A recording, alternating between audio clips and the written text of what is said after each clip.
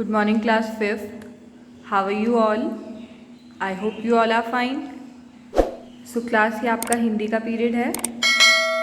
अपनी हिंदी लिटरेचर की बुक निकालिए, भाषा पद. तो क्लास अपनी बुक ओपन कीजिए और सभी पेज नंबर 31 पे आइए. लास्ट क्लास में हमने यहाँ तक क्वेश्चन नंबर 1 तक कंप्लीट कर लिया था बुक वर्क. तो आज हम रिमेनिंग बुक वर्क करेंगे. पाठ मेरी पढ़ाई आरंभ हुई का. Okay everyone. तो प्रश्न 2 है, निम्नलिखित शब्दों के पर्यायवाची लिखिए. पर्यायवाची शब्द आप सभी को पता है ना किसे बोलते हैं हम. एक शब्द के अलग अलग अर्थ होते हैं ना, मतलब सेम अर्थ होते हैं एक ही शब्द के, बट वो शब्द अलग अलग होते हैं. ठीक है, उनको पर्यायवाची शब्द बोलते हैं. तो दिन को हम और क्या क्या कहते हैं. यहाँ पे 3 लिखना है बट हम 2 ही लिखेंगे. ओके, एक हम नहीं लिखेंगे, 2 भी काफ़ी हैं. तो दिन को हम बोलते हैं दिवस और वासर.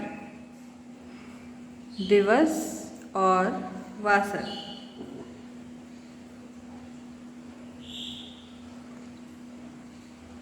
अगला है बाग. बाग को बोलते हैं उपवन और बगीचा. उपवन और बगीचा. तीसरा है हाथ. हाथ को बोलते हैं हम कर और हस्त.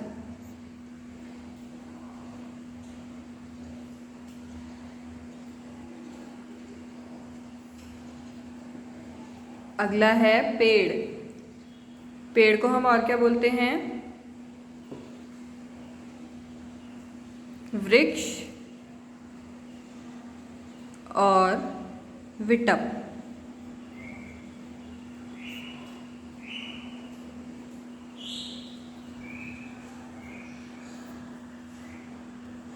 अगला है पानी. पानी को तो आप सभी को पता होगा क्या बोलते हैं. जल और नीर.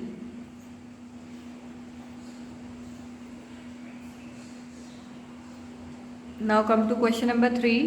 निम्नलिखित शब्दों के विलोम शब्द लिखिए. विलोम शब्द किसे बोलते हैं. उल्टे अर्थ वाले शब्दों को हम बोलते हैं विलोम शब्द. तो नाराज का विलोम शब्द क्या होगा. खुश.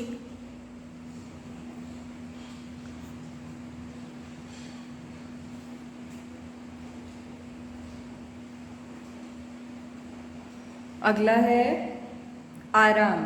आराम का क्या होगा विलोम शब्द. लिखिए तकलीफ.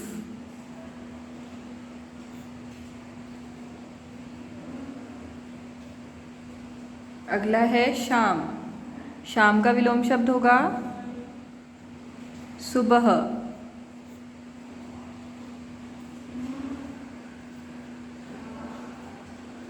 अगला है आज्ञा. आज्ञा का विलोम शब्द होता है अवज्ञा.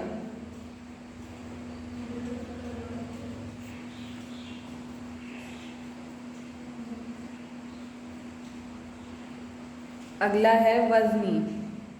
वजनी मतलब जिसमें वजन हो, भारी हो कोई चीज़, तो उसका विलोम शब्द होता है हल्का.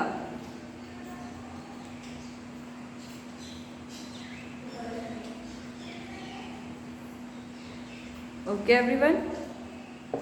अब आ जाइए पाठ आधारित व्याकरण पे. प्रश्न 1 हम नहीं करेंगे. ओके, प्रश्न 2 पे आइए. वाक्य के 2 भाग होते हैं. वाक्य के कितने भाग होते हैं. 2 भाग. उद्देश्य और विधेय. कौन कौन से. उद्देश्य और विधेय. किसी वाक्य में जिसके बारे में कुछ कहा जाता है उसे वाक्य का उद्देश्य कहा जाता है. जैसे कोई वाक्य है उसमें जिसके बारे में कुछ बताया जा रहा है या कहा जा रहा है उसे हम वाक्य का क्या बोलेंगे. उद्देश्य बोलेंगे. और उस उद्देश्य या कर्ता के बारे में जो कुछ कहा जाता है उसे उस वाक्य का विधेय कहा जाता है. ठीक है, एग्जाम्पल से आपको समझ में आ जाएगा. जैसे पोटली को दिए में रख देते थे. तो किसको. पोटली को. उद्देश्य क्या होगा पोटली, क्योंकि पोटली के बारे में बताया जा रहा है कि पोटली का क्या कर देते थे. दिए में रख देते थे. तो ये विधेय हो गया. पोटली के बारे में बताया जा रहा है कि पोटली का क्या करते थे, दिए में उसको रख देते थे। तो आई होप आप सबको क्लियर हो गया होगा। अब हम क्वेश्चन करेंगे तो आपको समझ में आ जाएगा। जैसे ये क्वेश्चन है, निम्नलिखित वाक्यों के उद्देश्य और विधेय को अलग अलग लिखिए। मौलवी साहब विचित्र आदमी थे। तो इसमें किसके बारे में बताया जा रहा है, मौलवी साहब के। तो मौलवी साहब क्या होंगे, उद्देश्य होंगे। तो यहाँ पे लिखिए मौलवी साहब। और विचित्र आदमी थे, उनके बारे में क्या बताया जा रहा है कि वो विचित्र आदमी थे। तो इसलिए विचित्र आदमी क्या हो जाएगा, विधेय। तो यहाँ पे लिख दीजिए विचित्र आदमी थे।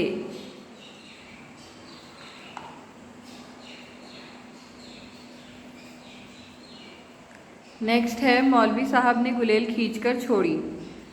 अब यहाँ पे भी उद्देश्य कौन होंगे, मौलवी साहब, क्योंकि उनके बारे में ही बताया जा रहा है। तो यहाँ पे लिख दीजिए मौलवी साहब। और ने गुलेल खींचकर छोड़ी, तो ये क्या हो जाएगा, विधेय हो जाएगा। गुलेल खींचकर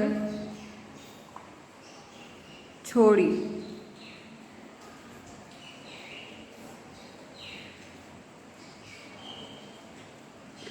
अगला वाक्य है, मौलवी साहब कभी तख्त पर तो कभी चारपाई पर बैठकर पढ़ाते थे।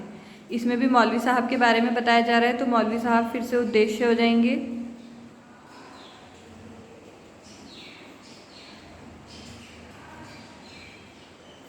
और कभी तख्त पर तो कभी चारपाई पर बैठकर पढ़ाते थे, ये क्या हो जाएंगे, विधेय।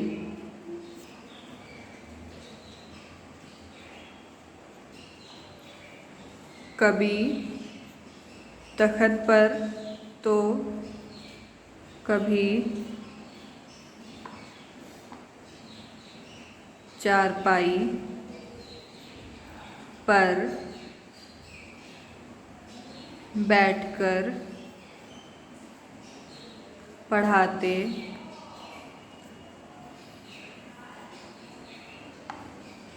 थे।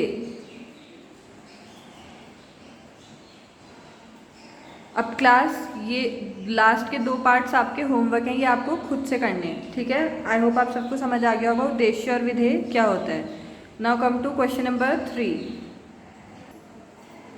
निम्नलिखित वर्णों को जोड़कर शब्द बनाइए। यहाँ पे आपको इन वर्णों को जोड़कर शब्द बनाने हैं, ठीक है। सबसे पहले लिखा है ख, तो यहाँ पे लिखेंगे ख। ख के बाद है छोटी ई, यानी कि ख पे छोटी ई की मात्रा लगाएंगे। फिर लिखेंगे ल, और ल के बाद है आ की मात्रा। बड़ा आ है, इट मीन्स आ की मात्रा है। फिर अड़ा, अड़ा के बाद है बड़ी ई की मात्रा। तो इस पे बड़ी ई की मात्रा लगा देंगे, तो ये क्या बन गया, खिलाड़ी, खिलाड़ी।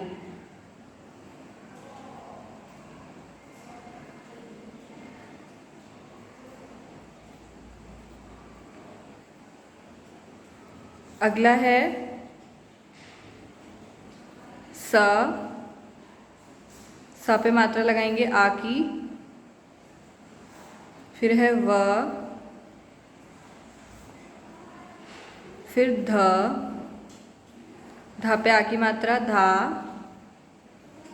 फिर है न, फिर न पे बड़ी की मात्रा लगाएंगे नी, सावधानी।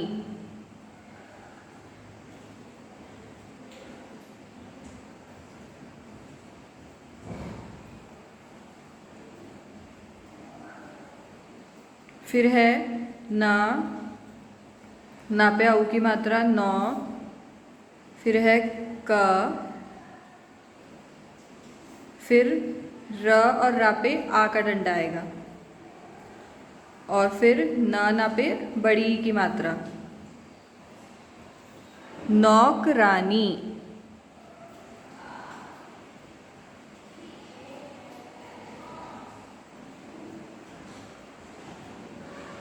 अगला है प और प पे ओ की मात्रा, पो। फिर है ट और लास्ट में आएगा ला और ला पे बड़ी ई की मात्रा, ली, पोटली।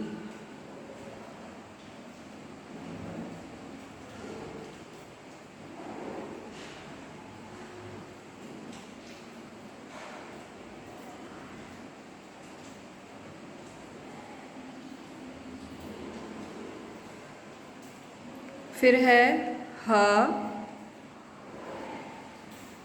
फिर है न, ना पे छोटे ऊ की मात्रा। फिर है माँ, माँ पे आ का डंडा और लास्ट में न, हनुमान। अब क्लास लास्ट प्रश्न है प्रश्न 4। कोष्ठक में लिखे गए शब्दों का प्रयोग करके प्रश्न बनाइए। ब्रैकेट में जो शब्द दिए हैं उन शब्दों का यूज़ करके आपको इन वाक्यों की जगह क्या बनाना है, प्रश्न बनाना है। बलदेव चाचा की शह पाकर मौलवी साहब आगे बढ़े।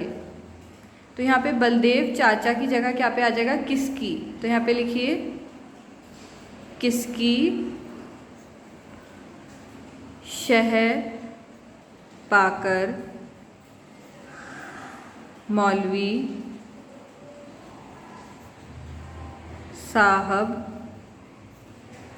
आगे बढ़े और प्रश्नवाचक चिन्ह आ जाएगा क्योंकि अब ये प्रश्न बन चुका है। ओके, अगला है मौलवी साहब ने करीब करीब बंदूक खड़ी करके निशाना लगाया। तो यहाँ पे करीब करीब बंदूक खड़ी करके की जगह हम लगा देंगे कैसे, तो ये एक प्रश्न बन जाएगा। तो लिखिए मौलवी साहब ने कैसे निशाना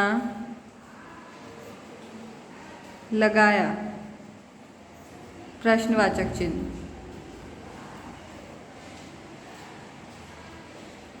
अगला है कहाँ, कहाँ से आपको यहाँ पे प्रश्न बनाना है। नए मौलवी साहब एक कोठरी में रहते थे। तो कहाँ लिख देंगे यहाँ पे एक कोठरी की जगह, तो यहाँ पे लिखेंगे नए मौलवी साहब कहाँ रहते थे।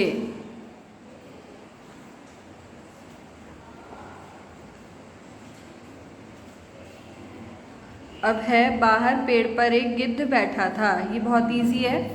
यहाँ पे आपको कौन का यूज़ करके एक वाक्य बनाना है। कौन लिखेंगे यहाँ पे, बाहर पेड़ पर एक गिद्ध बैठा था, तो प्रश्न कैसे बनेगा, बाहर पेड़ पर कौन बैठा था। ठीक है, these 2 parts are your homework for today. वे बलदेव चाचा को शह नहीं देते थे। तो यहाँ पे आपको प्रश्न बनाना है किसे यूज़ करके। तो यहाँ पे क्या बनेगा, वे किसे शह नहीं देते थे। ठीक है, तो आई होप आप सबको समझ में आ गया होगा। ये 2 पार्ट्स और ये 2 पार्ट्स आपके होमवर्क हैं। ये आपको होमवर्क में करके और पूरा वर्क मुझे व्हाट्सएप के माध्यम से भेजना है ताकि आपकी प्रेजेंट लग जाए। Okay everyone, so that's all for today's class. Bye bye, take care.